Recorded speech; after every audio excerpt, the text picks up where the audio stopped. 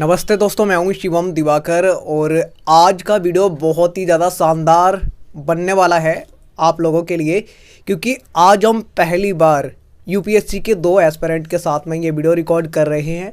और ये दोनों दोस्त हैं और शायद एक ही कॉलेज में इन्होंने पढ़ाई की है और एक ही जगह से हैं और एक ही कोचिंग में इन्होंने एडमिशन लिया है और यहाँ तक इनका ऑप्शनल भी दोनों का एक जैसा है। तो इस वीडियो को आप पूरा देखिए और चैनल को सब्सक्राइब ज़रूर कीजिए, क्योंकि ये चैनल हम सबका है, मेरे अकेले का नहीं है।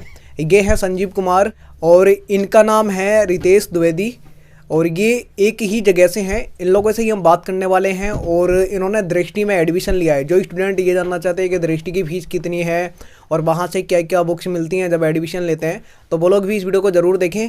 सबसे पहले मैं आपसे ये जानना चाहूँगा, रितेश आप बताइए, ये एमपी में रीवा ज़िले से हैं, वहाँ से आपको इतनी दूर क्यों आना पड़ा, क्या वजह थी और क्या आप अपनी ग्रेजुएशन कंप्लीट करके यहाँ पर आए हुए हैं? नहीं, ग्रेजुएशन मेरी चल रही है, मैं सेकेंड ईयर में हूँ अभी।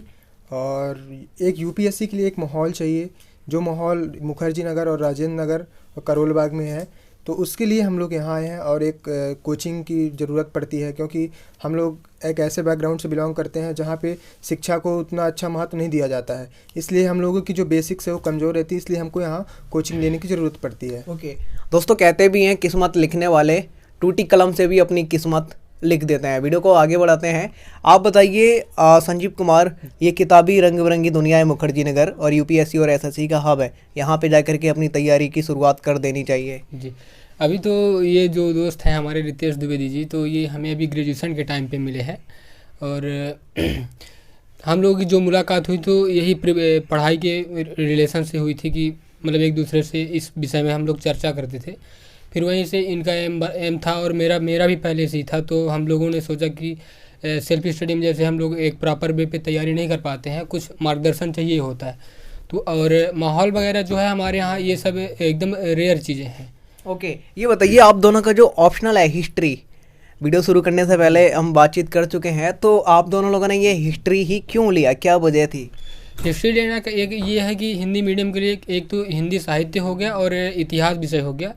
इसमें क्या है कि हम लोग क्योंकि हिंदी माध्यम से हैं, तो उस चीज़ में हम लोग की ज़्यादा पकड़ है और एक मेरा तो इतिहास विषय में इंटरेस्ट भी बढ़िया है।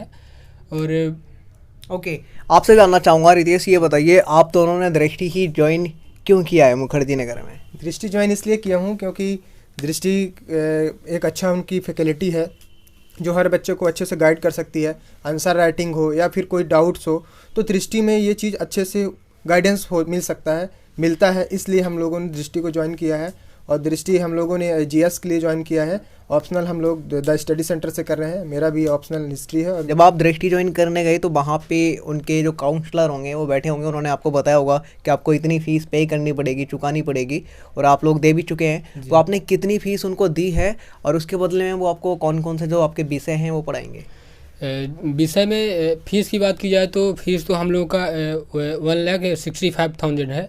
इसमें हम लोगों ने ऑप्शनल दृष्टि आईएएस से नहीं लिया है, हम लोग द स्टडी मणिकांत सर के यहाँ से हिस्ट्री, क्योंकि एक माने जाने टीचर और 25-26 वर्षों का उनको अनुभव रहा है। एक चीज़ बताइए रितेश, आप जो दृष्टि में आपकी क्लास चलेगी ऑफलाइन, जिसमें भी आप एडमिशन ले चुके हैं, तो उन्होंने ये भी बताया होगा एडमिशन लेते टाइम कि आपकी क्लास जो है इतने घंटे चलेगी, तो उन्होंने क्या बताया आपको, कितने घंटे? 2.5 से 3 घंटे क्लासेस रहेगी डेली। और उसका जो ड्यूरेशन रहेगा आपके कोर्स का कंप्लीट कराने का, वो कितने महीने में कराएंगे ये बताया उन्होंने या नहीं? हाँ, 18 से 20 महीने रहेगा। ओके, जब आप यहाँ पे मुखर्जी नगर आए तो क्या आप दोनों लोग जो वैक्सीन की दोनों डोज हैं वो लगवा करके आए थे जब भी आपका एडमिशन हुआ है? हाँ, वैक्सीन मैंडेटरी है। आप किसी भी इंस्टीट्यूट में जाएंगे तो वैक्सीन की सर्टिफिकेट आपसे मांगा जाएगा और वैक्सीन हम लोगों ने दोनों डोज लगवा के ही आई। आप अपने जो एमपी रीवा ज़िले से आप लोग हैं, वहाँ की कुछ ऐतिहासिक चीज़ें बताइए, क्योंकि आज कई हज़ारों लोग आपको देख रहे होंगे। ऐतिहासिक चीज़ों में तो सबसे पहले मैं ये कहना चाहूँगा कि जो मध्य प्रदेश का रीवा ज़िला है, तो भारत में एक महत्वपूर्ण पहचान बना रखा है, क्योंकि इंडिया का लैंड ऑफ वाइट टाइगर वहीं से है। और वुमेंस में देखा जाए तो इंडिया की जो पहली फाइटर जेट चलाने वाली अवनी चतुर्वेदी जी हैं, तो हमारे रीवा से ही हैं। ओके, आप बताइए जो रीवा ज़िला है आपका, वहाँ की कुछ ऐसी चीज़ें जो आप कभी भूल नहीं पाते जब वहाँ से दूर जाते हैं? तो एक तो वहाँ के लोगों का प्यार, मतलब लोगों को एक दूसरे को मतलब कैसे वो देखते हैं लोगों। जैसे अब मैं दिल्ली आया तो दिल्ली में मुझे क्या एक अच्छी चीज़ ना लगी, वो अच्छी चीज़ ये ना लगी क्योंकि यहाँ लोग अपने अपने में बिज़ी रहते हैं। रीवा में एक ऐसा माहौल है कि वहाँ कुछ भी हो, दुश्मन भी होंगे तो वो आपसे अच्छे से रिएक्ट करेंगे। और रीवा विंध्य प्रदेश के नाम से जाना जाता है। जो भारत में 5 सैनिक स्कूल हैं वो एक रीवा ज़िले में भी है। तो ये हमको वो कहीं ना कहीं एक मोटिवेट करती है कि नहीं, हमको भी कुछ करना है। आप ये बताइए संजीव, जो एक ऑप्शनल हमारा सब्जेक्ट होता है जब हम यूपीएससी की तैयारी करते हैं तो ग्रेजुएशन कंप्लीट करना और एक ऑप्शनल का लेना बेहद ज़रूरी है। तो जब जो न्यू स्टूडेंट होते हैं उनके सामने एक समस्या आती है, प्रॉब्लम रहती है कि हम ऑप्शनल को कैसे चूज करें, कैसे सिलेक्ट करें, किस आधार पर ले। तो वो आप लोगों ने कैसे सिलेक्ट किया है, क्योंकि अभी आप न्यू एस्पिरेंट हैं, बिगिनर हैं, कैसे आपने सिलेक्ट किया है? ऑप्शनल हम लोगों ने सेलेक्ट किया हिस्ट्री सेलेक्ट करने के पीछे हम लोगों ने, मेरा बैकग्राउंड है क्योंकि उसमें मेरी कमांड थी, उसमें मैंने प्रिपरेशन कर रखी थी। और फिर एक जो हिंदी मीडियम के बच्चों के लिए जो चैलेंजिंग आता है कि ऑप्शनल क्या हो, तो पहला चीज़ जो ऑप्शनल लें तो वो ये देखें कि उसका सोर्स मार्केट में अवेलेबल है कि नहीं, उसके टीचर कैसे हैं, तो उसके बेसिस पे ऑप्शनल लेना चाहिए। जैसे मैंने हिस्ट्री ली, हिस्ट्री मैंने 11th में, मेरा जो मैं आर्ट बैकग्राउंड से था, कॉलेज भी मैंने बीए किया, बीए हिस्ट्री से ऑनर्स डिग्री है मेरे पास, अभी रनिंग चल रही है। तो हिस्ट्री कमांड है और उसकी यहाँ द स्टडीज़ में मणिकांत सर अच्छा पढ़ाते हैं और अच्छी बुक लिस्ट भी है, उनका सोर्स अवेलेबल है, इसलिए मैंने हिस्ट्री रखी। ओके, एक चीज़ और जानना चाहूँगा, जब आपने अभी दृष्टि ज्वाइन कर ही लिया है, आप लोगों ने दृष्टि ज्वाइन कर ही लिया है, तो उन्होंने अभी आपको जो स्टडी मटेरियल है क्या क्या प्रोवाइड कराया है, बुक्स या नोट वगैरह जो भी हैं? अभी तो हम लोगों का जो भी मटेरियल वगैरह हमको कुछ नहीं प्रोवाइड कराया गया है, क्योंकि हम लोगों का जो बैच स्टार्ट होने वाला है वो 27 दिसंबर से है। तो हम लोगों को लगभग उसी दिन मिलेगा जब हम लोगों की फर्स्ट क्लास रहेगी। ओके जी, यहाँ पे एक और क्वेश्चन है मेरा। अभी जो 2020 का यूपीएससी सीएससी का रिजल्ट आया था हिंदी मीडियम का, तो कुछ छात्रों का ऐसा भी मानना था कि लगता है हिंदी मीडियम वालों के साथ भेदभाव किया जा रहा है। तो आप क्या मानते हैं? आप अभी तैयारी करने के लिए आए हुए हैं, आपने भी देखा होगा क्योंकि जो यूपीएससी एस्पिरेंट है वो पहले से ही चीज़ों को खोजने लगते हैं। तो आपको क्या लगा? मेरे को तो यही लगा कि सिलेक्शन इंग्लिश मीडियम के कंपैरिजन में इंग्लिश मीडियम के कंपैरिजन हिंदी मीडियम का सिलेक्शन ज़्यादा है। क्योंकि अगर 2020 का आप देखते हैं रिजल्ट तो 52% हिंदी मीडियम के बच्चे हैं। अब हिंदी मीडियम में सिलेक्शन ना होना, वो एक सी सेट जो है प्रीलिम्स में हिंदी मीडियम के बच्चे नहीं सेलेक्ट हो पाते हैं, इसलिए उनका ओवरऑल रिजल्ट थोड़ा सा गड़बड़ा जाता है। बाकी हिंदी मीडियम में ऐसा कुछ नहीं, हिंदी मीडियम का सिलेक्शन इंग्लिश मीडियम के कंपैरिजन ज़्यादा होता है, मेरा मानना ये है। और ये रिजल्ट भी कहता है। रिजल्ट क्या कहता है? रिजल्ट भी अगर आप देखेंगे तो रिजल्ट में देखेंगे जब 500 बच्चे प्रीलिम्स में सेलेक्ट होंगे, तो जब 500 बच्चे मेंस देंगे तो उसका रिजल्ट भी तो अगर 50 भी आ रहा है तो सही है, क्योंकि उसमें 5000 बच्चे सेलेक्ट हो रहे हैं प्रीलिम्स में, मेंस लिखने जा रहे हैं। तो कहीं ना कहीं रेशियो हिंदी मीडियम और इंग्लिश मीडियम का बराबर है, बल्कि देखा जाए तो 2% हिंदी मीडियम का ज़्यादा ही है इंग्लिश मीडियम से। ओके, एक चीज़ और जानना चाहूँगा संजीव, ये आप लोगों ने दृष्टि ही ज्वाइन क्यों किया? क्योंकि जब हम कुछ भी काम करते हैं, कुछ खरीदते हैं या फिर एडमिशन लेते हैं, तो हम पहले बहुत सर्च करते हैं, सीनियर से जानते हैं, देखते हैं, इधर उधर से पढ़ते हैं बारे में। तो ऐसे बहुत सारे स्टूडेंट के डाउट भी हैं, मेरे से भी कहते हैं भैया कौन सा कोचिंग ज्वाइन करें। तो ये परेशानी भी आपने कैसे ख़त्म की? देखिए, कोचिंग का रोल तो होता ही है, उसमें हमारी खुद की जो मेहनत है वो रंग लाती है। और कोचिंग वगैरह हम लोगों ने जज्बातों में नहीं सेलेक्ट किया, हम लोग काफ़ी दिनों से सोच रहे थे, और इनके यूट्यूब वगैरह में जो वीडियो वगैरह अवेलेबल रहते हैं तो हम लोग उनको काफ़ी टाइम से देख भी रहे हैं। और इनका जो दृष्टि के टीचर हैं, तो एक तरह से देखा जाए तो भारत के सबसे बेहतरीन टीचर से हम लोग हिंदी माध्यम के शिक्षकों से पढ़ाई करने के लिए, है ना, उनके सामने मतलब कि हम लोग को एक बेहतरीन प्रशिक्षण बेहतरीन टीचरों के द्वारा मिलेगा। इसलिए हम लोगों ने दृष्टि का ऑप्शन पसंद किया। यहाँ पे आपकी एनसीईआरटी वगैरह रखी हुई है, ये क्या आपने पढ़ ली हैं या अब आप पढ़ोगे? तो जो रखी हुई है ये मेरी जब मैं सेल्फ स्टडी रीवा में रह के कर रहा था तब की हैं, और ये मेरी कुछ नोट्स वगैरह हैं। और अभी तो हम लोग को यहाँ से कोई मटेरियल नहीं मिला, हम लोगों का ये अपना खुद का स्टडी जब हम लोग खुद से करते थे तब का ये सब मटेरियल है। यहाँ पे पूरा मन बना के आए हैं कि क्रैक करना है यूपीएससी? बिल्कुल, यहाँ आए हैं मतलब अब क्रैक करके ही घर जाना है। कई हज़ार लड़के लड़की आपको रीवा के भी देख रहे होंगे, आज आप उनको क्या कहना चाहेंगे? मैं यही कहना चाहूँगा कि अगर आपने सपने देखे हैं तो आप उसमें लगे रहिए, आज नहीं तो कल सफलता जरूर मिलेगी। हाँ, पीछे नहीं हटना है आपको। कई सारे लोग होंगे, जैसे मैं रीवा से बिलोंग करता हूँ, रीवा की एक चीज़ है क्या है शिवम भैया, मैं आपको बताना चाहूँगा कि आप अगर किसी अच्छे चीज़ के लिए जाते हैं तो वहाँ लोग आपको डाइवर्ट करते हैं, डीमोटिवेट करते हैं। तो ऐसे लोगों से दूरियाँ बना लीजिए और अपने बुक को अपना फ्रेंड बनाइए, किसी को नहीं, बुक को फ्रेंड बनाइए। बुक से आप जितना ज़्यादा संबंध बनाएंगे उतना अच्छा आप आगे जाएंगे। मेरा यही सजेस्ट है कि आप लोग अच्छे से पढ़िए बिल्कुल दोस्तों, आप बताइए आप क्या कहना चाहेंगे और मम्मी पापा को आज आप यहाँ से क्या कहना चाहेंगे?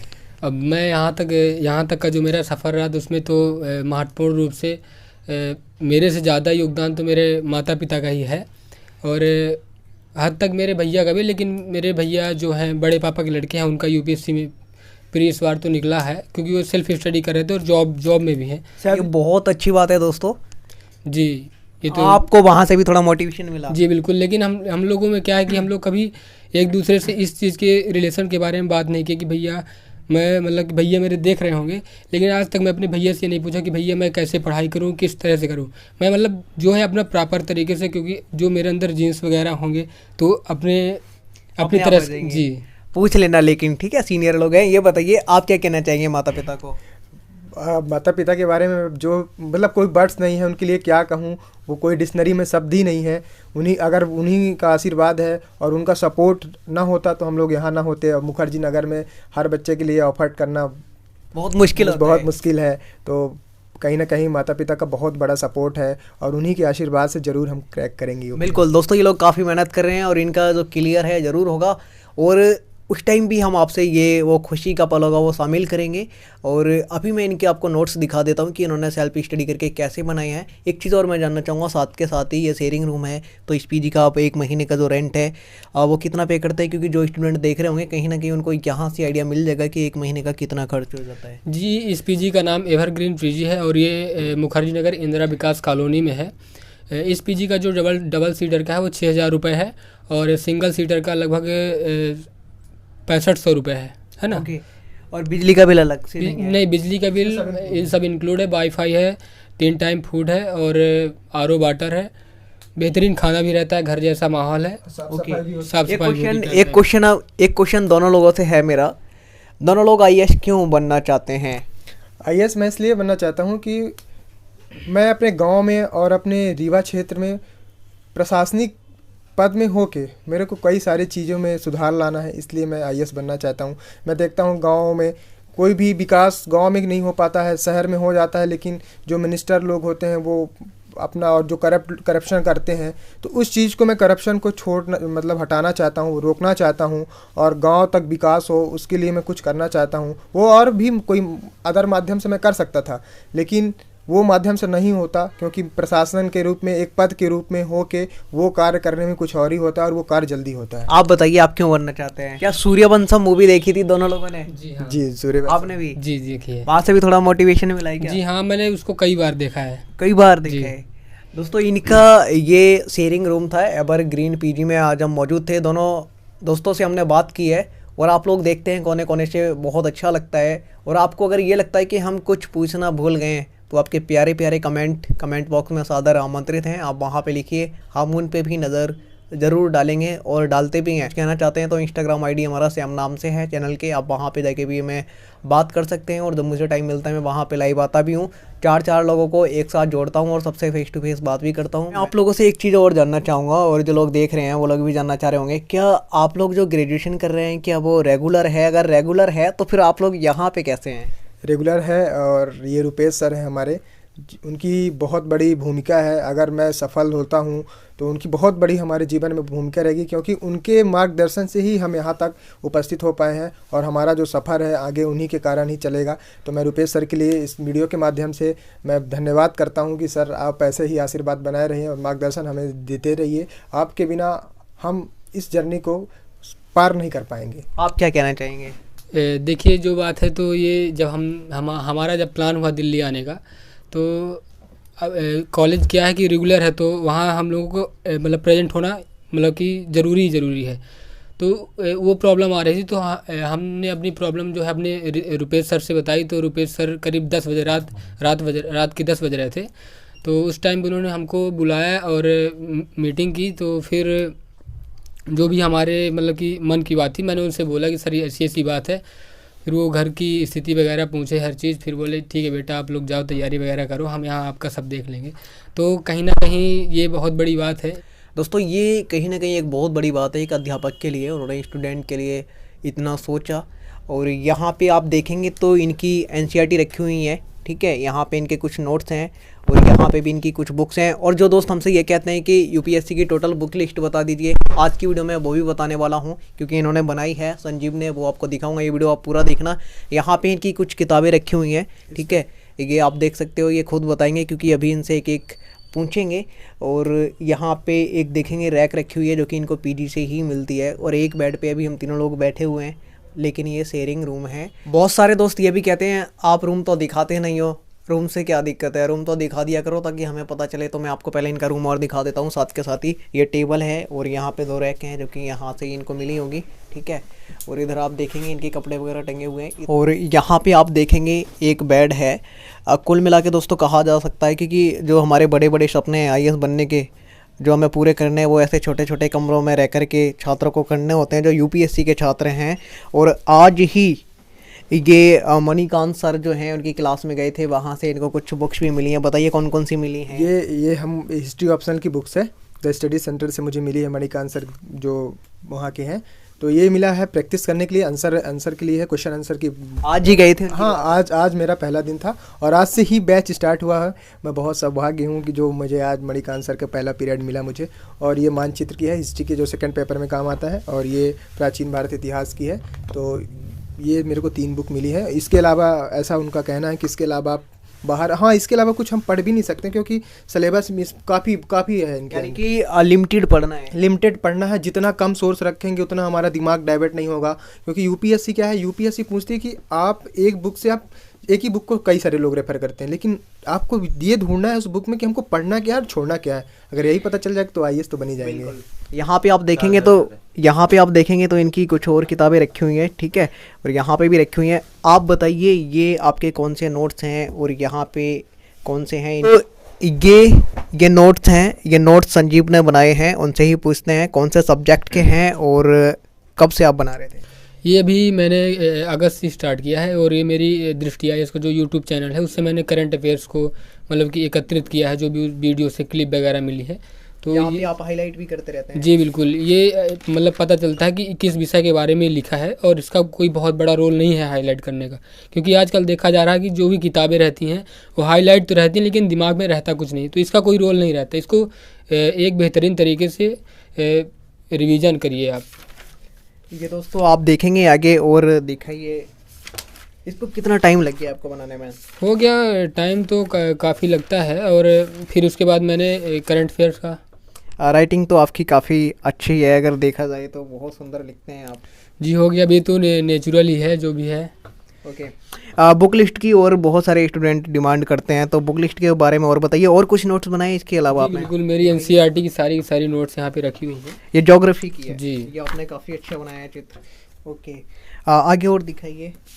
इस तरीके से आपने अपने लगभग सारे नोट्स बना ही लिए हैं? जी बिल्कुल, मेरे सारे के सारे सब्जेक्ट, और मैंने बस हो गया कोचिंग का जो भी है अब एक प्रॉपर वे पे तैयार। आप देखेंगे कितना खूबसूरत इन्होंने यहाँ पे चित्र बनाया हुआ है, कलरफुल। काफ़ी टाइम लगा होगा इसमें। और यहाँ पे यही अच्छी तरीके से स्टडी करनी होती है, स्मार्ट तरीके से, वो ये पूरी कर रहे हैं।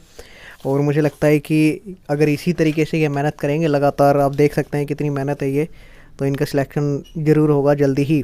आप बुक लिस्ट के बारे में और बताइए, बहुत सारे स्टूडेंट कहते रहते हैं। बुक लिस्ट तो देखिए कि किताबों की लिस्ट बहुत लंबी है, तो मैंने बहुत पहले ही उसको एकत्रित किया था, तो आप देख सकते हैं। सबसे पहले शुरुआत में क्या है? शुरुआत में जो भी है एंशिएंट हिस्ट्री का है, रामशरण शर्मा की ओल्ड NCERT वगैरह है। और मध्यकालीन भारत का जो भी है सतीश चंद्रक जी की है। आधुनिक भारत का स्पेक्ट्रम है। और कला संस्कृति के लिए नितिन सिंघानिया जी की है। और पॉलिटी के लिए M लक्ष्मीकांत है, जो कि आप सभी लोग उस बुक से परिचित ही होंगे। और बाकी दृष्टि का IAS योजना, कुरुक्षेत्र, ये सब हम लोग प्रिफर कर रहे हैं। ये आपने बड़े सुंदर तरीके से बनाया हुआ है, पीछे भी है कुछ। जी, ये इन्वायरमेंट और इकोलॉजी का है और साइंस का है, जो भी सिलेबस मतलब कि बुक लिस्ट ही है। दोस्तों आज की वीडियो में हमने 2 छात्रों से बात की है जिनका ऑप्शनल भी एक जैसा था और एक ही कोचिंग के स्टूडेंट थे दृष्टि के, और एक ही पीजी में एक ही रूम में रहते हैं और एक ही कॉलेज के छात्र हैं। काफ़ी अच्छा लगा और मुझे लगता है आपको भी अच्छा लगा होगा। मिलते हैं और किसी वीडियो में। आप दोस्तों आज की वीडियो में इतना ही। मिलते हैं आपसे एक और किसी नई वीडियो में, नए रूम में, नए स्टूडेंट के साथ। और हाँ, आज की वीडियो में जो हमारे कैमरामैन थे वो थे विकास शर्मा, एवरग्रीन पीजी में। आज की वीडियो में इतना ही। जय हिंद, वंदे मातरम।